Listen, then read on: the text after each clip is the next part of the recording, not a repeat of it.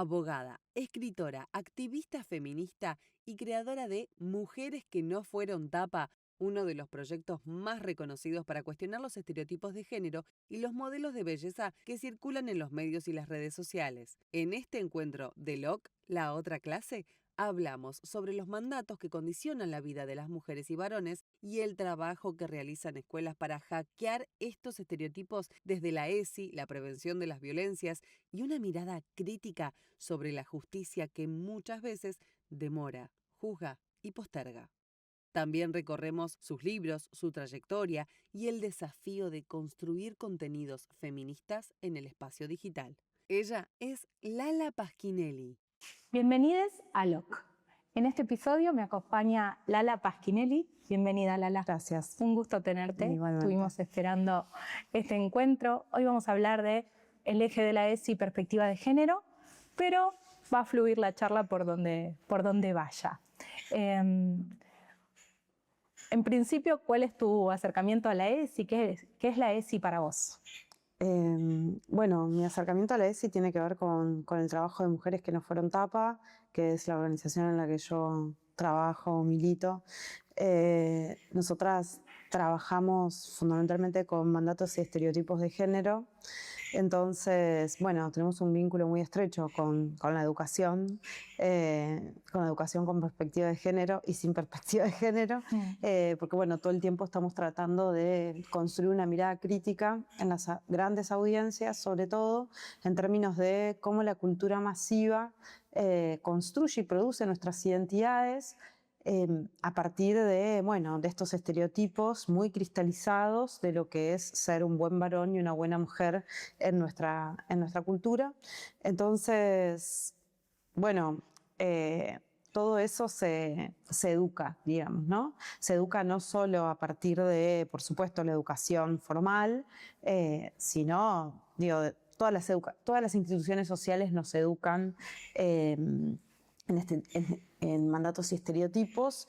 Y nosotras, al poco tiempo que Mujeres que no fueron tapa empezó a existir, allá por el 2015, yo hacía unos talleres y empecé a hacer unos talleres que no estaban orientados ni a escuelas, ni a infancias, ni a nada que se le parezca, que tenían que ver con esto, con el mandato de feminidad.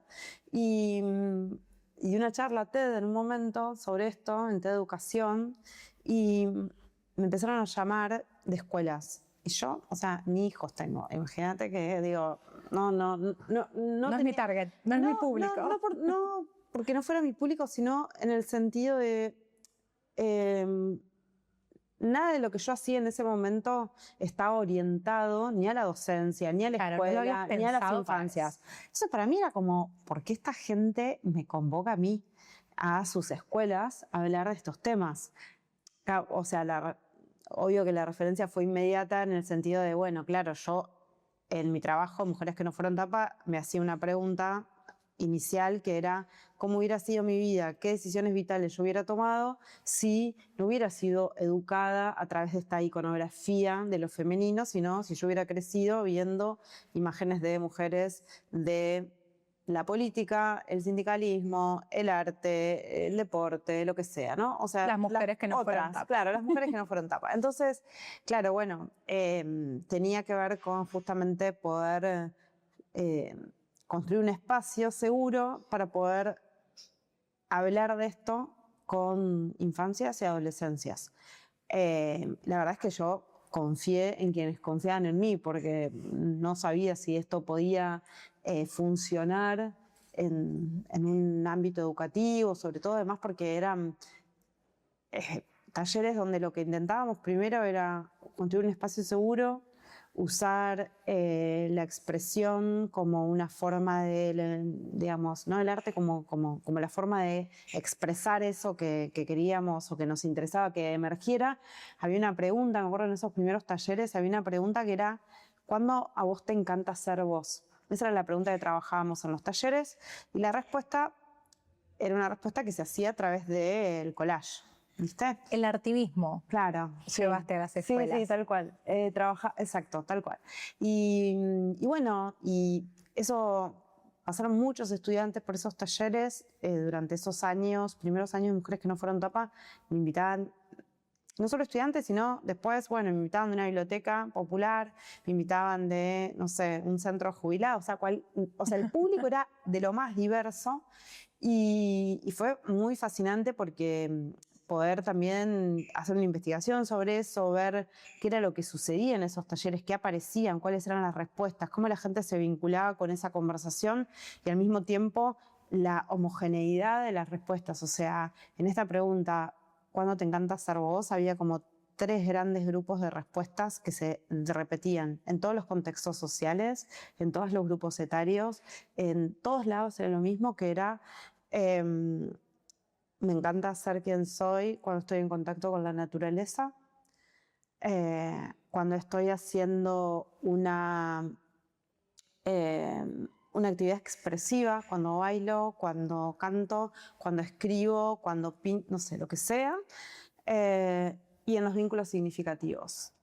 Cuando estoy, no sé, me acuerdo un nene que dijo, cuando le ayudo a mi abuela a regar las plantas.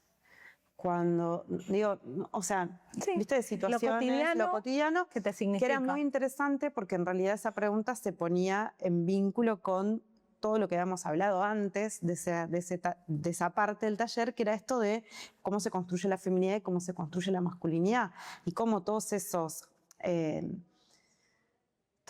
estímulos, todas esas formas de llevarnos a performar una gestualidad, unos gustos, unos hábitos y unos consumos no tienen nada que ver con cómo nos sentimos.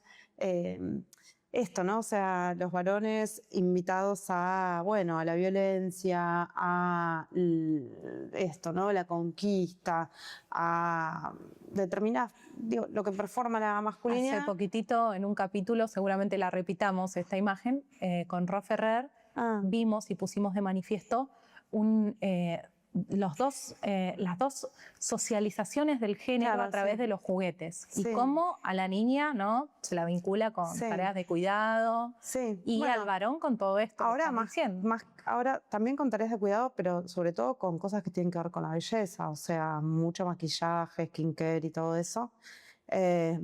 Los productos, digo, la moda, o sea, todo lo que va incidiendo y va formateando la identidad adolescente, la moda, la música y bueno, un poco lo... Adolescente, ojalá. Perdón. Sí, totalmente. Porque sí. el otro día fui a un cumpleaños de 5, no voy a decir de quién, por la privacidad de la persona, pero 5 años Sí, y sí. spa de nenas. Sí, España hablar, pero digo, en términos de, por ejemplo, los gustos musicales, o sea, las referentes musicales de las preadolescentes y adolescentes son estas jóvenes que están hipersexualizadas, que promueven, ¿no?, una conversación que, bueno, que es básicamente la misma, donde el cuerpo es exhibido como un producto, como un objeto, etc.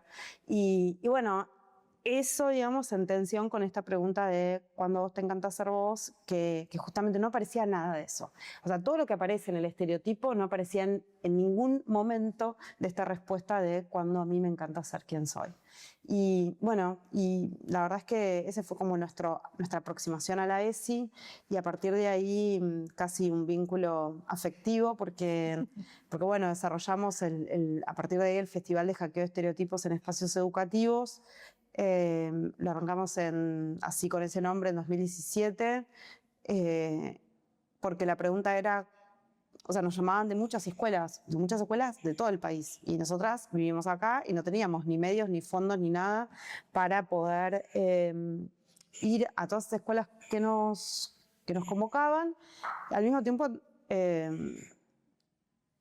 hacemos esa pregunta, ¿cómo podemos llegar a estos lugares sin que sea necesario que estemos nosotras? Esa fue la segunda pregunta, pues la primera, ¿cómo llegamos?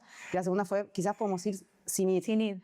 Después otra pregunta fue, ¿cómo hacemos para entrar a la escuela? ¿Por dónde queremos entrar a la escuela? ¿Queremos hacer una reunión con el ministro, la ministra, del COSER? ¿O queremos entrar de una manera más subversiva a la escuela, en el bolsillo de la docente, el docente que quiera llevarnos a su aula? Porque también entendíamos con mucha claridad, porque también trabajábamos con docentes, que es muy difícil La ESI es un tema muy sensible porque justamente lo que implica es que quien se tiene que hacer primero las preguntas sobre todos estos temas son las y los docentes. Tal cual. Entonces hay mucha resistencia a todos los temas que tienen que ver con la ESI, y yo creo que hasta los más sutiles, por ahí que son estos, hay más resistencia todavía o hay más incomprensión, no sé si más, pero digo, es parejo. Entonces también entendíamos que tenía que ser algo que tenía que llegar de la mano de quien tuviera muchas ganas de hacerlo y no como una imposición de una bajada de no sé dónde, sino todo lo contrario. O sea, dentro del bolsillo de los docentes. Exacto, en el bolsillo de la docente o el docente. Y bueno, y así fue. Al principio teníamos una sola actividad que era esta. Y repitamos el título, así quien lo busca puede llegar a los materiales. Se llama Festival de Hackeo de Estereotipos en Espacios Educativos. Bien. Y bueno, el primer año se anotaron, pensamos, lo hacíamos con una compañera mía se llama Mara, dijimos, bueno, si se anotan 50 escuelas, está bien, nos damos por satisfechas. Y se anotaron 500. Sí, bien. Fue una locura. Y bueno, y a partir de ahí nunca paró de crecer todos los años, y lo que empezamos a hacer fue empezar a sumar actividades. Entonces sumamos nuestras actividades el segundo año, sumamos varias actividades más, 3 o 4, pues llegamos a sumar como 15, y después convocamos a otras organizaciones que también venían laburando en la ESI desde distintos lugares, desde derechos humanos, desde, no sé, la tecnología, la publicidad, bueno, la literatura, ¿no? Las canciones. Entonces, bueno, fuimos sumando diferentes actividades que abordaban todos los ámbitos, ¿no?, de la cultura. Y bueno, y así, no sé, creo, hasta ahora ya pasaron más de 1,5 millones de estudiantes por el festival. Wow. Sí, muchas chicas, chicos y chiques, gracias a sobre todo las docentes que justamente tienen un gran compromiso un gran compromiso en general con su alumnado, ¿no? Digo, más allá con las ESI, creo que dar la ESI en las escuelas es un compromiso con las pibas y los pibes y les pibis, y bueno, y en ese compromiso nos han llevado a nosotras a sus aulas y han compartido, bueno, esto que nosotras compartimos también, que es lo que hemos ido aprendiendo y lo que nos han compartido otras organizaciones y personas. ¿Cómo llegaste a trabajar sobre esto, sobre los estereotipos de belleza, sobre los estereotipos de feminidad y masculinidad? Bueno, a través de mi propia historia, por supuesto, como no nos hacemos feministas a partir de nuestras propias historias. Es así para mí, entendiendo por ahí las consecuencias que tiene vivir en la cultura en la que vivimos, en nuestras vidas, y sobre todo, creo yo, en el primer tercio de la vida es el más heavy en esto, porque es donde si no tenés una guía de alguna manera que te permita tener una mirada crítica sobre lo que se exige de vos, si no tuviste la suerte, mucha suerte, de haber nacido en una familia donde hay una mirada muy crítica sobre los mandatos sociales y sobre cuál es el lugar que puedes ocupar en el mundo y las cosas que tienen que gustar y no. Y yo no es que crecí en la familia más digamos, exigente en términos de mandatos y estereotipos, absolutamente no, y así todo. Por supuesto que la cultura modela mucho más que la familia. Esto siempre me parece muy importante decirlo, porque muchas veces hay, como no, una exigencia sobre las madres, una exigencia sobre las familias, ni hablar sobre la escuela en relación con todo esto, ¿no? Como si fuera posible de alguna manera tallar en piedra por parte de las familias y las escuelas, en los espacios educativos, a las pibas, a los pibes. Y la verdad es que la cultura para mí es lo que más nos modela. Y bueno, a partir de eso, de ver el modelado que la cultura había hecho en mí, empecé a trabajar estos temas en mí y obviamente en un montón de mujeres alrededor mío, y sobre todo con la mirada de esta pregunta de, bueno, lo que podríamos hacer con nuestras vidas, con nuestra potencia vital, si eso no fuera capturado por estos discursos, estos dispositivos que nos tienen allí obedeciendo mandatos, obedeciendo rituales y replicando estas formas de existencia que son, por supuesto, profundamente despolitizantes, que eso para mí es una de las cosas más importantes, profundamente despolitizantes, nos arrebatan la sensibilidad, nos cosifican, nos alienan, bueno, todo lo que nos sacan un poco, creo que todo lo que se necesita para poder desplegar la potencia que nos permitiría cambiar las circunstancias, no solo las propias, sino las del mundo. ¿Y qué sería lo importante de ser seres politizados? Sobre todo con la mirada ESI, ¿no? Porque a mí también me pasa que incluso atacan, comillas, porque yo no lo siento como un ataque, diciendo lo que hago, diciendo que es política, ¿no? Claro, sí. Como obvio, feministas entendemos que lo personal es político, pero para vos, ¿por qué es importante volver a politizar si esa es una de las misiones de tu para mí es una de las misiones. Una de las misiones de Mujeres que no fueron tapa es politizar, sobre todo politizar la vida cotidiana de las mujeres. O sea, entender que que lo político está en absoluto. ¿Que lo político en qué términos? En términos de que existe un poder, está el poder y estamos nosotros quienes no tenemos ese poder, y cómo eso va a escribirse en nuestros cuerpos, en nuestras experiencias, cómo todo lo que nos sucede tiene que ver con eso, desde el vínculo con nuestro propio cuerpo, que es para mí el vínculo político más complejo, sobre todo para las mujeres en este presente, el vínculo con nuestro propio cuerpo, la vincularidad toda, ¿no? O sea, cómo se estructura la familia como célula del tejido social, pero sobre todo el sistema económico. Cómo a partir de eso nuestros vínculos se van a tener que dar de una determinada manera, cómo va a estar atravesado por la heterosexualidad como norma, ¿no? O sea, la heterosis norma, cómo eso va a tener consecuencias muy profundas en la violencia de género, en la violencia y hablar la violencia que sufren las niñas todos los días. 1 de cada 5 niñas va a ser abusada sexualmente en la infancia. Digo, no estamos hablando de una cosa que es extraña, extraordinaria. Hemos traído esa estadística y la hemos comparado incluso con varones en episodios anteriores. Y esto es importante decir porque yo trabajo con violencia sexual hacia las infancias hace muchos años. Creo que esa fue mi misión desde que me recibí del secundario, cosa rara, pero... Y esta es una estadística que tristemente vemos repetirse una y otra vez, transgeneracionalmente, sí. Porque las mamás te cuentan muchas veces, las madres que son las que más cuidan, siempre vienen, niño o niña, sea el que atraviesa la situación de violencia, vienen acompañadas por su mamá.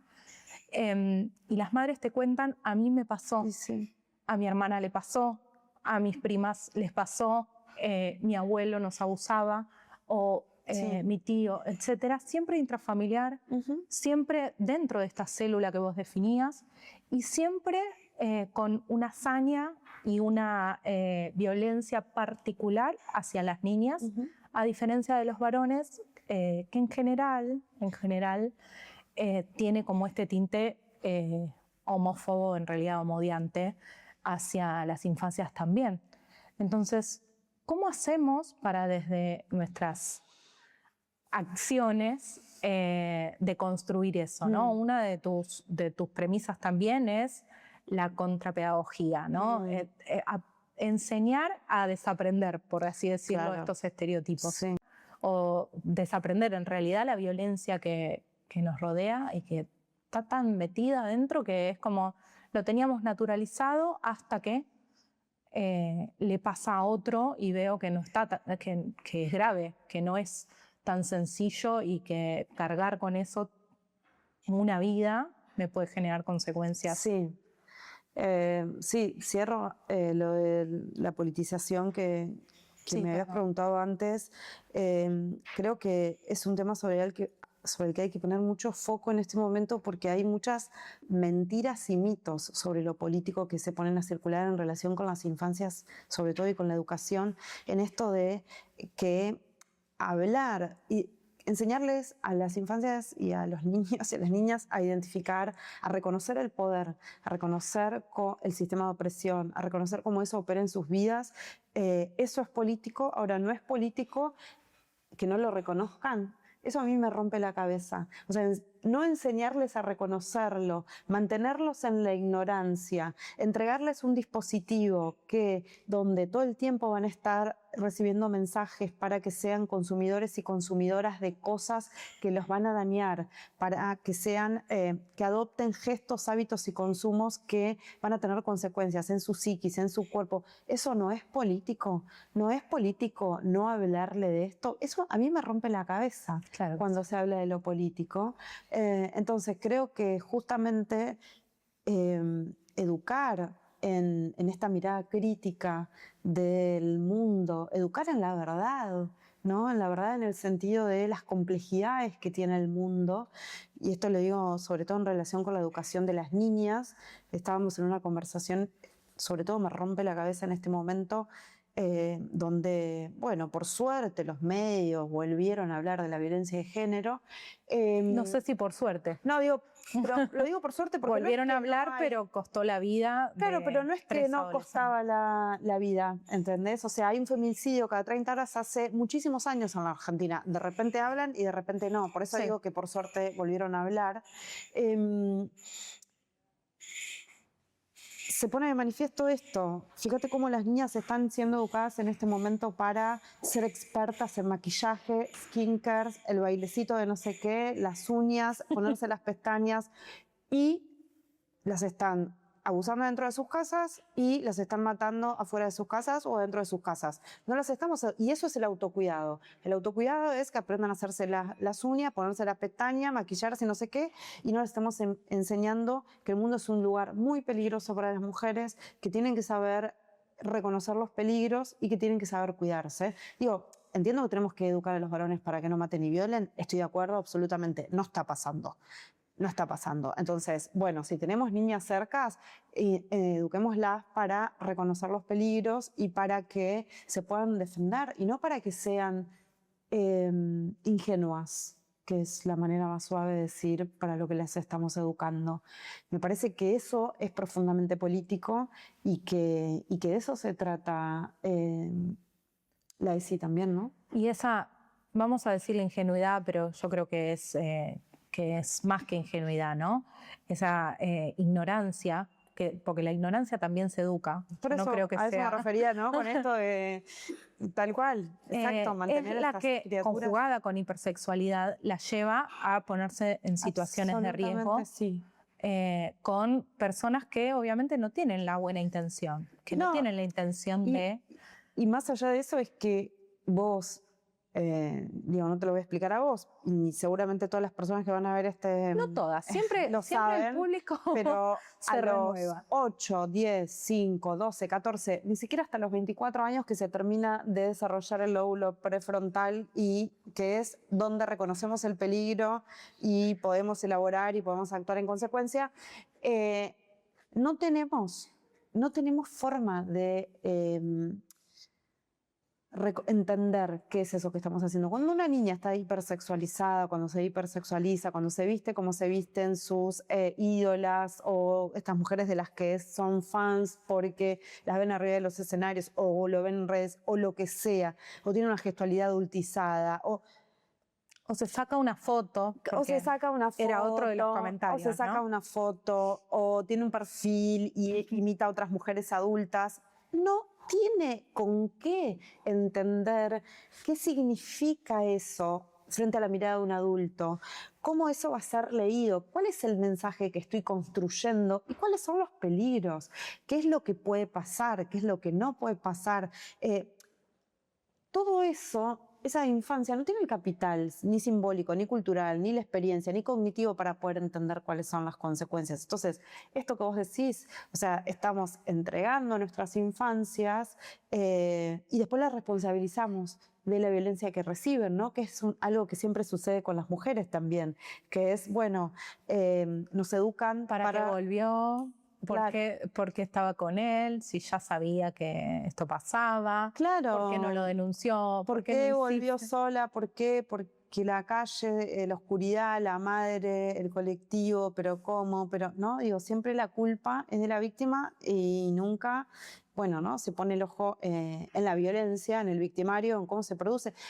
Creo que es interesante para mí ver cómo a partir de la construcción de esta idea de la construcción de la mala víctima, ¿no? Esta idea de que es tu culpa la violencia que recibiste, tiene que ver con la construcción de la excepcionalidad.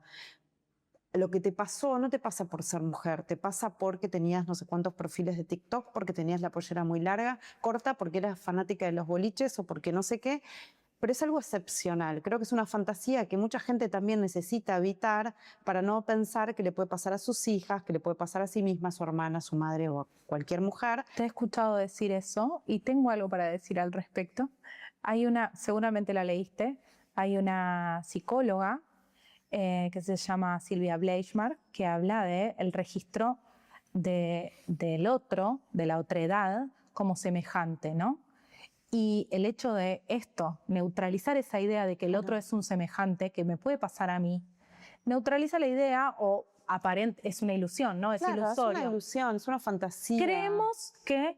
me hace sentir más segura, me hace sentir a salvo en un mundo que si no tengo que pensar que estoy en riesgo. No le va a pasar. No, y para mí lo que obtura la excepcionalidad, construye la excepcionalidad en la víctima, es el reconocimiento no solo de que te puede pasar a vos, sino de que puede ser cualquiera.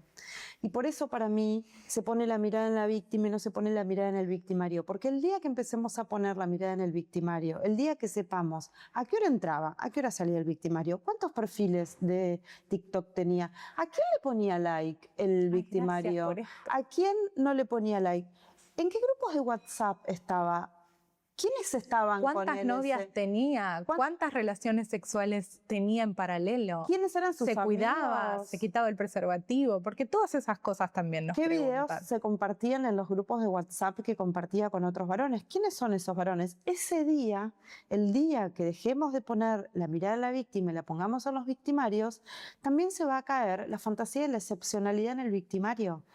Y nos vamos a dar cuenta de que quizás estos victimarios son varones comunes, no tan extraordinarios, no tan locos sueltos, no tan monstruos, enfermos. Sino, bueno, amigos de, hijos de, que iban a jugar al fútbol, a la Play, que tenían grupos donde se compartían videos como todos los grupos de varón, etc.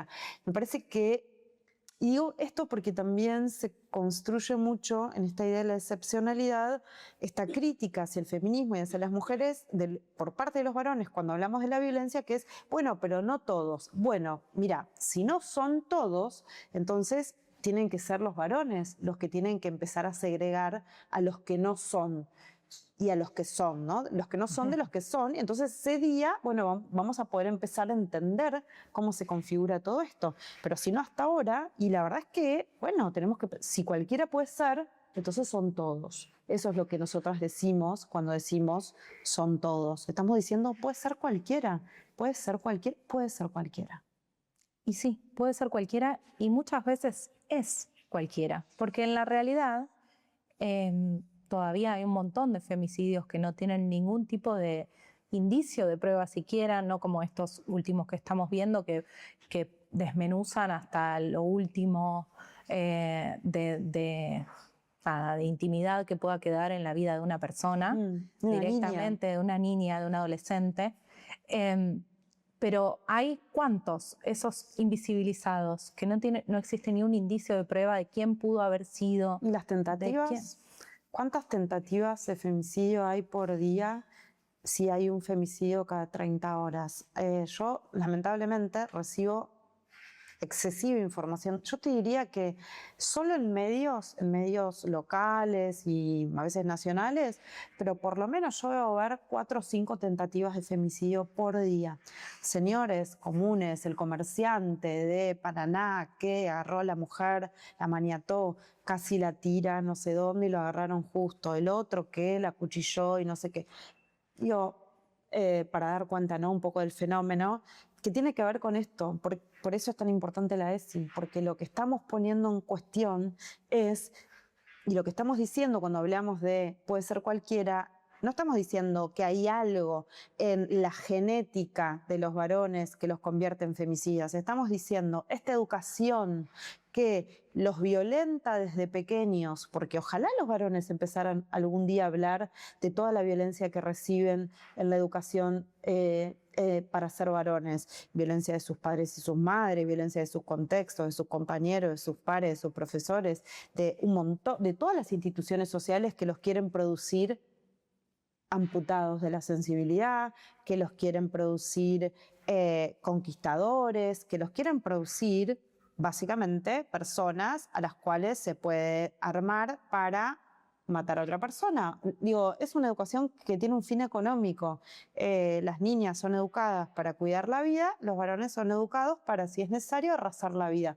Eso es históricamente así, ¿no? Bueno, si hay algo que estamos intentando hacer con la ESI es, no solo, como veníamos diciendo hasta ahora, eduquemos a las niñas, eduquen a las hijas mujeres como a los hijos varones, sino que creo que tenemos que decir más enfáticamente, por favor, eduquen a los hijos varones como educan a las hijas mujeres, porque necesitamos a los varones para cuidar la vida. O sea, queremos varones educados en cuidar y proteger la vida, en una sensibilidad y una empatía desarrollada como tiene una pibita que es educada así desde que nace, porque va a tener que cuidar una vida nueva. Una vida nueva es una vida muy frágil, que necesita una atención permanente, necesita la empatía, necesita el reconocimiento de cualquier gesto que implique peligro para esa vida. Todos deberíamos ser educados así, y no solamente las mujeres, porque, digo, o sea, los problemas sociales que hoy tenemos básicamente tienen que ver con que la mitad de la población no es educada de esa manera. Porque si todos fuéramos educados así, bueno, no estaría en riesgo la vida en general en el planeta en este momento. O sea, es necesario amputar la sensibilidad de las personas, educarlas para conquistar, para matar, para arrasar, para que se pueda hacer en la naturaleza lo que estamos haciendo, se pueda hacer con poblaciones enteras lo que estamos haciendo. O sea, eso no tiene que ver ni con la genética ni con la biología, tiene que ver con la educación diferencial que recibimos varones y mujeres para funciones sociales diferentes. Con el sistema de producción, no solo capitalista, sino también de subjetividad, ¿no? Porque la subjetividad está pensada para insertarse en ese sistema, claro, y para producir. Claro, es que nos produce el capitalismo y producimos capitalismo, ¿no? Viviendo de acuerdo a todas estas formas de existencia en las que somos introducidas, bueno, producimos capitalismo, ¿no? Cuando vamos reproduciendo estos mensajes, cuando vamos educando a nuestros hijos de la misma manera, cuando no les acercamos una posibilidad de mirar críticamente el mundo y de pensar que hay otras formas de habitar, que hay otras formas de felicidad, que no tienen que ver con el consumo, que la importancia de lo colectivo, de la solidaridad, de la colaboración, de todas estas cosas que son fundamentales para la vida en sociedad, básicamente para que como especie no nos extingamos. Y bueno, me parece que se trata de eso, ¿no? Quiero que hablemos un poquito de feminismo. Bueno. Ya que hablaste de solidaridad, de lazos, de la vida en comunidad y demás, antes hablaste acerca de cuándo empezaste a ver estas cosas, esta mirada crítica. Y supongo que tu epifanía, le llama Viole Osorio, te quiero Viole, a ese momento de despertar feminista, tuvo que ver con esto, ¿no? Con la mirada crítica, o no sé. Sí, bueno, yo estudié abogacía muchos años de mi vida, porque me posgradué varias veces en relación con el derecho, y creo que hay algo que el derecho, no digo que tenga que ver con el feminismo ni que te introduzca el feminismo el derecho, no, pero sí hay algo que te permite que, para mí, o por lo menos en mí, lo que más configuró es esa mirada crítica y una lectura entre líneas constante, ¿viste? O sea, vos todo el tiempo estás leyendo entre líneas y viéndole los hilos a las cosas, o por lo menos, bueno, eso fue en mi formación y en mi experiencia. Y eso colaboró mucho, pero después, la propia experiencia. Yo crecí en una familia donde a mí nunca jamás me dijeron que tenía menos, que había cosas que no podía hacer porque era mujer, y de hecho, bueno, la figura de mi mamá es una figura muy potente para mí, para mi hermana. O sea, yo no vengo de una familia donde a nosotras no se nos permitieran cosas y a mi hermano sí, nada que ver.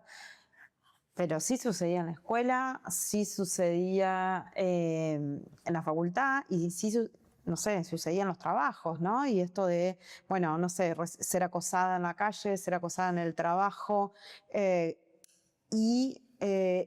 Yo me acuerdo muchísimo una cosa que me pasó. Yo trabajaba en un estudio jurídico cuando estudiaba, como generalmente todas las estudiantes de Derecho, que no somos millonarias. Trabajaba en un estudio y en ese estudio mi jefe me acosó. Tuve una situación de acoso y me acuerdo volver a la facultad. Bueno, yo renuncié, me fui de ese trabajo y volví a la facultad y estábamos en un grupito de chicas. Entonces, contar esto y que todas hubieran tenido una situación parecida, pero todas, no había una que no hubiera tenido una situación parecida. Y a mí eso me acuerdo que me rompió la cabeza porque dije, no, o sea, pará. ¿Qué ¿Cómo es puede esto? ser? Claro. No dan las cuentas, como dice el dicho, ¿no? Y sí, y esto, como bueno, pará, si a todas nos está pasando y después tener otro trabajo donde acosaban a la secretaria, o sea, en todos los trabajos alguna situación había. Es un ámbito muy masculinizado también, sobre todo en las especialidades que yo trabajaba. Y bueno, eso, ¿no? Como la propia experiencia para mí te va llevando a, si tenés un poco una mirada crítica, pues bueno, hay muchas mujeres que también sufren todo esto y sin embargo son negacionistas, digamos, de alguna manera, ¿no? En muchos casos y en otros casos nada. No tienen una posición sobre esto, una mirada, bueno, les parece todo exagerado. Pero creo que viene de ahí, ¿no? Creo que esa situación de acoso para mí fue fue como mi epifanía. Ok. Y en relación a empezar, ¿o dejaste de trabajar como abogada? Bueno, yo digo que sigo trabajando porque para mí todo lo que hago tiene que ver con la abogacía, que bueno, que es algo que yo quiero mucho, más allá de que no estoy litigando ni estoy haciendo nada que tenga que ver con ir a tribunales, por ejemplo, o asesorar o esas cosas, no es lo que yo trabajaba. Ok, pero sí por ahí formando a otros profesionales. No. Tampoco. No te convocan. No, para nada. Llámenla. En este momento. Dato. No, por ahí algunas cositas a amigas o colegas, o qué te parece, o por dónde poder acá, pero no.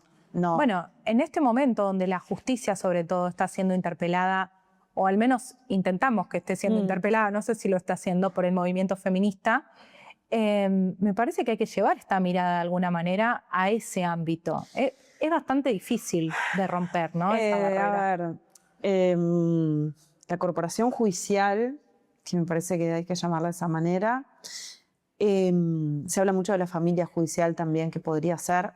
Se habla mucho de la familia judicial y no en sentido simbólico. O sea, en general es una familia, toda gente que pertenece a la misma clase social, se conocen entre sí, muchos son familiares, amigos, amiguísimos, y son cargos que además son casi vitalicios, ¿no? Digo, entras y ahí quedarás por siempre. Entonces, con muchos privilegios, por supuesto.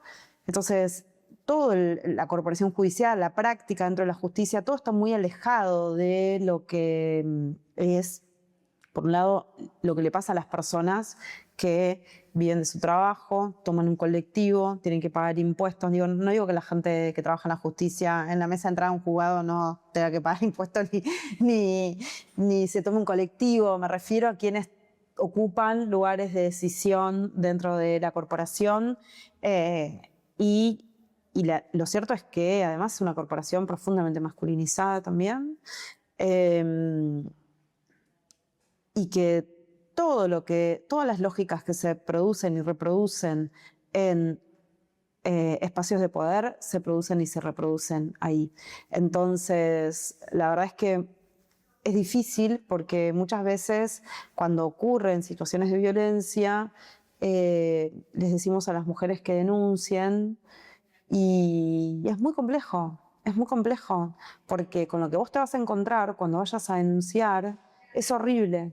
te vas a encontrar, ni hablar, o sea, estos temas, ¿no? Que es de género y que tienen que ver con la violencia sexual o la violencia de género en sus otras formas, que son situaciones que se dan en el ámbito doméstico, que se dan a partir de vínculos de confianza. Lo que vos decís, el abuso sexual infantil, 80% de los agresores son del ámbito cercano, ¿no es cierto? Ese es más o menos el número. 87. 87%, ámbito cercano. Generalmente el padre, si no abuelo, ¿no? Tío, Dentro del padrastro. seno familiar, figuras masculinas. Puede ser el vecino con el que se lleva mejor, puede ser el tío, el primo, pero en general es una figura de confianza. Exacto. Entonces, para que esos delitos se puedan cometer se necesita esto, que es la confianza.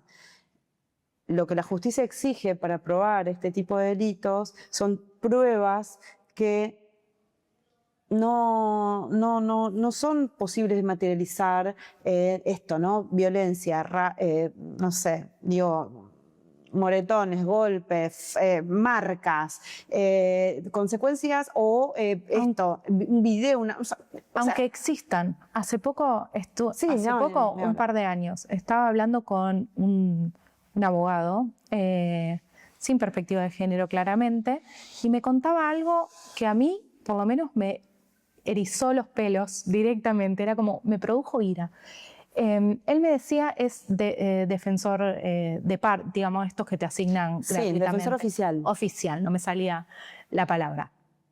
Y me dice, no, bueno, pero ahora te denuncian por cualquier cosa, ¿no? Hablando un poquito, deslicémoslo, el tema de las supuestas falsas denuncias y esa mentira de que son todas en torno a abuso sexual en la infancia y violencia de género. Después lo tocamos un poco más en profundidad, pero él me decía, porque el tipo tiene derecho a su defensa. Yo digo, sí, obvio, tiene derecho a su defensa como toda persona, ¿no? Me dice, porque lo acusaron y ni siquiera había un moretón y ni siquiera probaba abuso. Le digo, ¿un moretón de qué índole y en dónde? Me dice, no era ni en los muslos ni en ninguna parte del cuerpo. Era a la altura de acá de la pelvis. ¿Sí? O sea, no, claro, no había un moretón, claro. como de repetitivo, encima como con varios puntitos. Le digo, si te abrís el botón del pantalón y tenés un cinturón o una hebilla y no te lo bajás el pantalón, digo, ¿no puede producir ese tipo de moretón a esa altura? Y se quedó así helado, como queriendo decir, estoy defendiendo un violador, claramente. Claro. Digamos, ponemos un pip ahí. Esta era su preocupación, ¿no? Pero digo, yo que nada que ver, tengo que estar hablando con vos y decirte esto de este tipo. Así funciona. Claramente tu estrategia la montaste en torno a una falacia que ni siquiera te pusiste a pensar. Sí, pensá que eso mismo lo piensan los fiscales, que son los que tienen que acusar, que son los que reciben las denuncias y tienen que, producir la prueba, tienen que llevarla adelante, tienen que hacer la acusación, tienen que pedir la imputación, ¿no? Entonces, si todavía como sociedad hay un montón de formas de violencia que ni siquiera somos capaces de reconocerlas como dentro de nuestra propia vida, imagínate todo esto que se da en el ámbito de la confianza, que exige, en muchos casos involucra la manipulación, que no involucra la violencia física contundente con marcas, o que sucedió hace mucho tiempo, como pasa en el abuso sexual en la infancia, que generalmente, por ahí lo bloqueás y se desbloquea mucho tiempo después, o no podías reconocerlo en ese momento como abuso, porque cuántas de las prácticas que estamos acostumbradas a haber vivido, un tipo que te exhibe su pene en cualquier lado, digo, de todo tipo de situaciones. Sí, incluso cuando son en la temprana infancia, el relato, digamos, del agresor es todos los papás hacen lo mismo, esto es un juego. Exacto. Esas cosas y que te impiden reconocerlo, ¿no? Por eso. Y más cuando te erotizan de alguna manera o cuando tocan algo que te dé placer. Porque sos un niño, pero igual, o una niña, pero igual es claro, la sexualidad produce placer de órgano. Entonces, imagínate eso, en esta justicia que tenemos, es muy difícil ir a la justicia, entrar y salir. Digo, ¿no? En el sentido de, bueno, por eso esto que vos decías, yo hablaba recién de que difícil, muchas veces es muy difícil decirle a las compañeras que denuncien. A mí, cuando me escriben para preguntarme si algo, no sé, esto es para denunciar, obviamente yo no doy consejo jurídico por redes sociales ni por ningún lado, pero sí, lo que siempre me parece importante es que el asesoramiento tiene que ser antes. Vos antes de ir a denunciar, dentro de lo posible, porque a veces, bueno, nada, es una emergente, una cosa, una urgencia, sucedió algo y en el momento terminás haciendo una denuncia.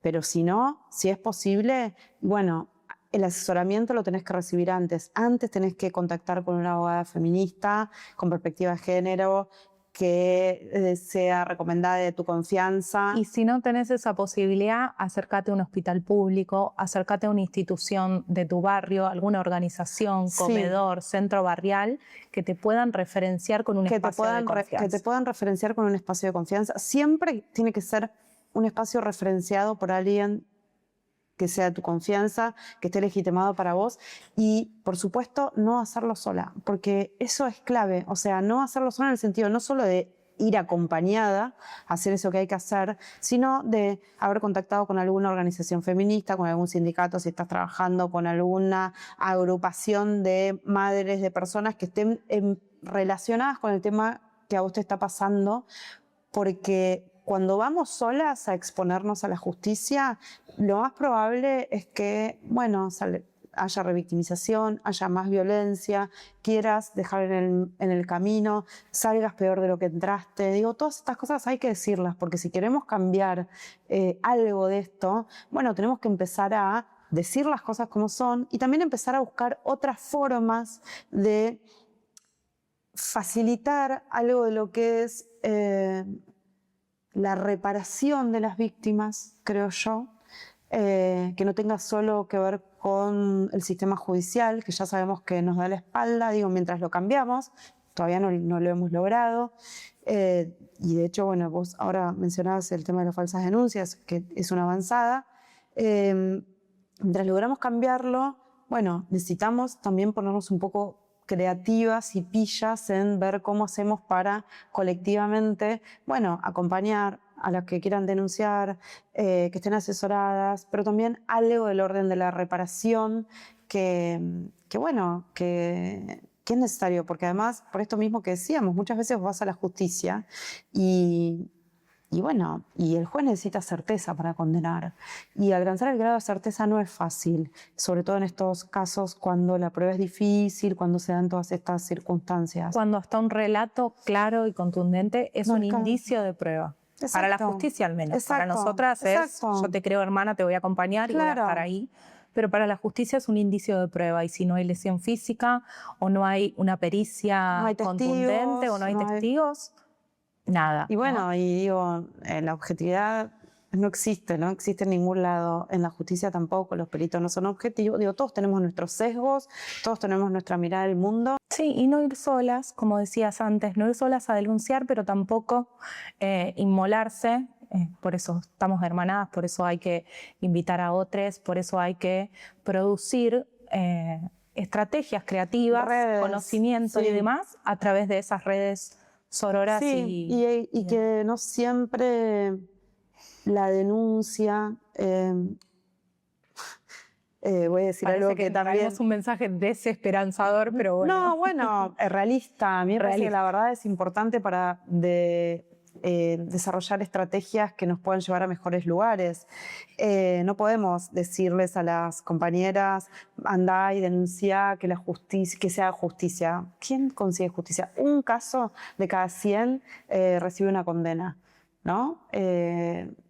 Y mientras tanto vos te vas a comer... Un caso de cada 100 que se denuncia, claro, ¿no? Un caso de cada 100, por eso. Entonces, se dice que se denuncia el 10%, o sea que tenés que un caso de cada 1000 se denuncia. Bueno, por eso. Pero sí me parece que eso no quiere decir que no haya otras formas de repararnos, que no haya otras formas de reconocernos y que no haya otra forma de sentir que de alguna manera le hemos sacado el cuerpo a esta violencia, que no implica someternos a la revictimización del sistema judicial en todos los casos. Digo, no siempre, no para todas, y hasta que no logremos cambiar esto, bueno, veamos qué podemos hacer en el mientras tanto, ¿no? Bueno, y por ahora es denunciar, pero juntas, hermanadas, y seguir pensando creativamente, generando estas estrategias. Volviendo a la educación sexual y volviendo a tu trabajo en las escuelas con esto de los estereotipos, ¿qué respuestas encontraste? Porque una en la práctica, además de preguntas y de esta mirada crítica y de estos vacíos, pozos ciegos, diría yo, a los que llegamos, también encontramos algunas respuestas y encontramos ese adolescente o esa adolescente que levanta la mano y te tira eso que te hace así, tipo explotar la cabeza, o eso que te dice, esto hay que seguirlo laburando, por acá me interesa meter. Sí, yo creo que hay una gran distancia, o sea, el festival, nuestro festival, las actividades llegan a todo el país y a un montón de otros países de habla hispana, y nosotros tenemos una evolución de estudiantes y de docentes. Y lo que vemos es una respuesta dispar entre chicas y chicos, mucha resistencia a los varones y las pibas con mucha gratitud, no todas, pero mucha gratitud de yo pensaba esto, sí, o viste, eso que pasa con las pibas. Y en los varones, sobre todo, más radicalizado en los últimos años, una respuesta mucho más violenta, mucho más agresiva, de feminazis, no, esto no es así, todo esto. Que bueno, lo podemos ver también en el voto, ¿no? Digo, en la forma en la que están votando las mujeres jóvenes y los varones jóvenes, como las mujeres jóvenes el 70% vota proyectos progresistas y los varones se inclinan por proyectos de ultraderecha, ¿no? Más violentos y demás. Y lo que también vemos, y esto para mí, esta distancia que hay entre un contexto, quizás Buenos Aires, clase media, el contexto social y cultural condiciona mucho la respuesta. Y eso para mí es algo innegable, después de mirar los números, la respuesta, después de viajar por el país. Nosotras siempre estamos en gira permanente por todo el país, hablando con las compañeras, con la docente, y la verdad es que no es lo mismo, por eso a mí el porteñocentrismo es algo que me pone muy nerviosa, porque lo que pasa acá no pasa en todo el país. Quizás pasa en algunos lugares de Córdoba, en algunos lugares de Rosario y para de contar. No pasa en todo el país y eso es importante que lo podamos identificar, porque si no parece que hacemos una generalización porque el centro estudiante del Nacional Buenos Aires o del Carlos Pellegrini, digo, ¿no? Claro. Y bueno, eso no es la Argentina en general, donde en el interior tenemos colegios confesionales, por ejemplo, ¿no? Digo, yo vengo de una ciudad del interior, por eso creo que tengo derecho a hablar del interior. Los colegios confesionales, la mayor parte de los pibes van a colegios confesionales, católicos. No es lo que pasa acá, en Cava, en algunos lugarcitos de Cava, tampoco vamos a hablar de toda la ciudad. Y sí, lo que yo sigo viendo es algo que un poquito me desespera, que es que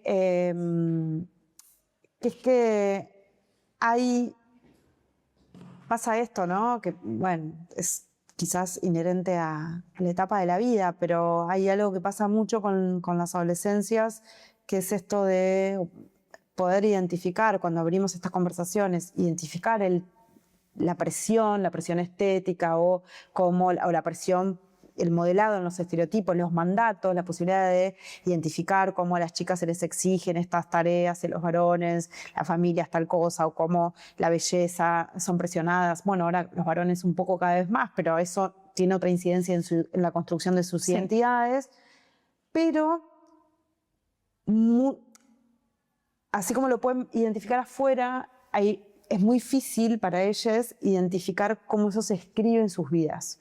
¿Qué consecuencia tiene hoy en el bullying? ¿Qué consecuencia tiene en su situación de salud mental actual, por ejemplo, ¿no? O sea, todavía hay una distancia entre la construcción de la mirada crítica y identificar esto las consecuencias que esto tiene en mi propia vida y poder hacer algo en relación con eso.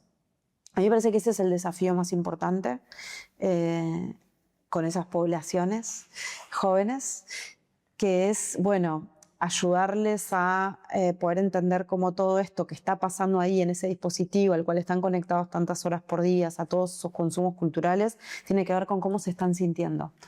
Hay una distancia ahí que no se termina de... Hay una frase de Freire que dice, enseñar es enseñar a pensar. Y en la tuya es enseñar a pensar y sentir, ¿no? Y conectar con eso. Sí. Creo que es muy importante en los talleres que hacemos con adolescentes, en las instituciones de salud a las que voy, y también educativas, porque muchas veces nos convocan y trabajamos intersectorialmente, pongo comillas porque es una articulación, no es un trabajo intersectorial del todo.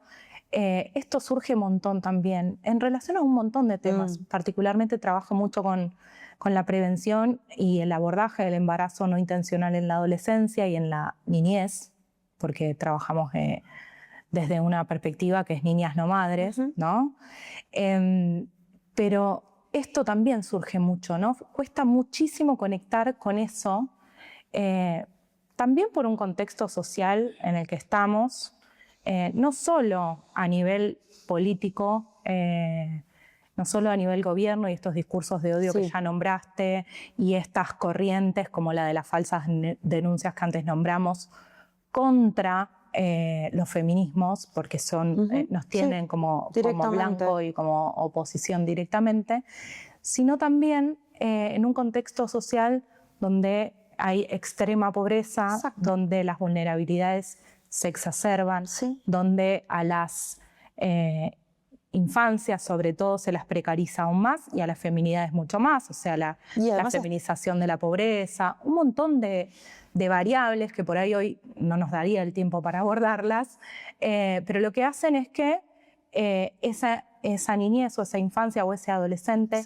tenga como mucha más bronca contra el sistema y terminan encontrando un enemigo ideal en la tonta, digo yo, que viene a dar el tallercito, ¿no? A mí me siento como la... Y que no es algo que se produce naturalmente en esos niños y en esas adolescencias, sino que está construido por un discurso que se pone a circular desde el poder. Esto, digamos, después de cada avanzada del movimiento de mujeres sucede lo mismo. El poder económico concentrado pone a circular el discurso de que la causa de todos los problemas sociales es el avance de las mujeres en la conquista de sus derechos. Eso es algo que se pone a circular desde el poder. No es algo que los pibes lo creen porque viene no sé de dónde el corazón les sale. No, lo creen porque están mirando videos que dicen eso, porque están consumiendo líderes políticos que dicen eso, porque hay un sector del mundo y de la cultura que está diciendo eso. Entonces, por eso también se materializa así, y porque también creo que hoy los discursos sobre la salud mental están muy también, ¿no?, desvinculados de lo que nos está pasando como sociedad, de lo que está pasando, del sistema económico. No es como, bueno, la crisis de salud mental. Bueno, la crisis de salud mental es la consecuencia de la crisis económica, de la crisis social, de la crisis planetaria. El otro día es una emergente de la nada. El otro día en la marcha había un cartel que me lo voy a hacer remera, siento, que decía: salud mental es salir a la calle sin miedo. Y le sumo igual, y tener un plato de comida, y tener un techo, y tener una mamá que te pueda escuchar y que no trabaje 14 horas por día para poner un plato arriba de la mesa, y tener un papá que no se tomó el palo y que si te viste no me acuerdo, o tener un papá que no tiene que viajar 6 horas por día para trabajar 8 para ganar 2 mangos con 50. O sea, claro, no, pero digo, también esto de que nos está costando el link entre todos estos ejes de poder que nos atraviesan y la situación de nuestra salud mental, así como les cuesta a los adolescentes y las adolescentes, también les cuesta a los adultos, y tiene que ver con que también desde las conversaciones públicas, bueno, chicos, unamos los puntos, ¿no? Porque parece que ahora de repente es como una pandemia de salud mental, pero como si eso no tuviera un anclaje en la experiencia que estamos viviendo en el mundo en este momento, que es arrasadora desde todo punto de vista. Sí, eso es algo que en la facultad tratamos, pues también la universidad pública, atacan todos los frentes, ¿no? Es difícil como tener alguna institución que te sostenga, alguna cualquiera, ¿no? Porque esa es otra de las funciones de las instituciones de nuestra sociedad. Pero todo el tiempo, cuando hablamos de salud pública, hablamos de todos estos condicionantes y todos estos determinantes de nuestra salud.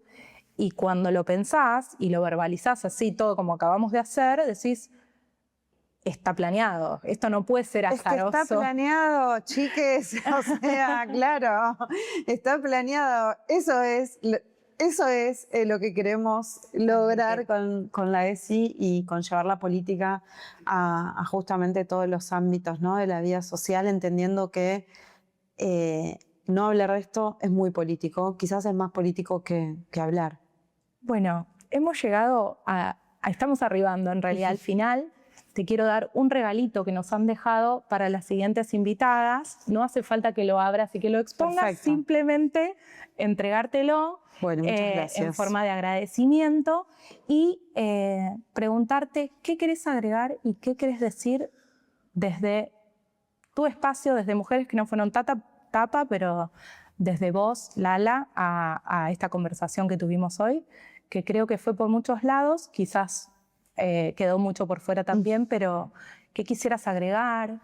Quisiera agregar dos cosas. Una es la enorme gratitud que siento y que creo que muchas de las que somos militantes sentimos hacia todas esas docentes, educadoras, compañeras que están dando la batalla en las escuelas todos los días con la ESI, abriendo estas conversaciones, acompañando a las infancias y las adolescencias que están absolutamente vulneradas en este momento desde todos los rincones y están ahí poniendo el cuerpo y tratando de sostener y de hablar y de, bueno, acompañar de alguna manera a estas criaturas que realmente están en una soledad muy, muy profunda y muy dolorosa, y a mí me genera muchísima gratitud. O sea, el compromiso que tienen esas minas es increíble.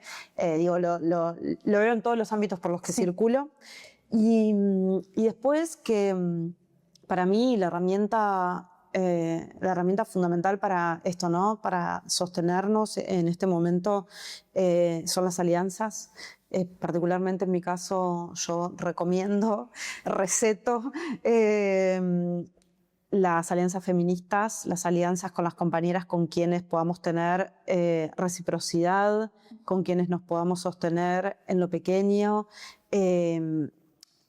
Esto, ¿no? O sea, encontrarnos con las otras, ya sea porque nos tenemos que ir a vivir con una compañera porque ya no podemos pagar el alquiler. Bueno, o sea, llevar todos los días lo más que podamos a la acción el feminismo como una ética de vida, ¿no? A mí me parece que ahí está la esperanza, por lo menos para mí, que la esperanza está en nuestro movimiento que pone en el centro del pensamiento, de la acción política, el cuidado de la vida, que, bueno, sin vida, sin cuidado de la vida no hay nada, y como todo lo otro como la destrucción de la vida está organizada, bueno, nosotras nos tenemos que organizar para cuidar la vida. Creo que justamente si hay algo que también la ESI convoca y tiene como eje rector, es justamente eso, ¿no? El cuidado de la vida y la vida digna. Me parece que es lo que siempre, bueno, nos empuja. Gracias por esto. Favor. De hecho, ese es uno de los ejes. No era el que era central en el día de hoy, pero siempre está bueno hablar de que la ESI no es solamente enseñar a ponerse un preservativo o hablar de métodos anticonceptivos. La ESI tiene que ver con esto, el cuidado de la vida, con el respeto, con los vínculos saludables, con la salud mental y con tantas otras cosas que episodio a episodio vamos a seguir desentramando un poquito lo que se pueda, haciéndole honor y defendiéndola. Así que muchas gracias por haber llegado hasta acá, gracias por acercarte. Nada, te despido con un abrazo. Gracias. Gracias. No, por favor, gracias.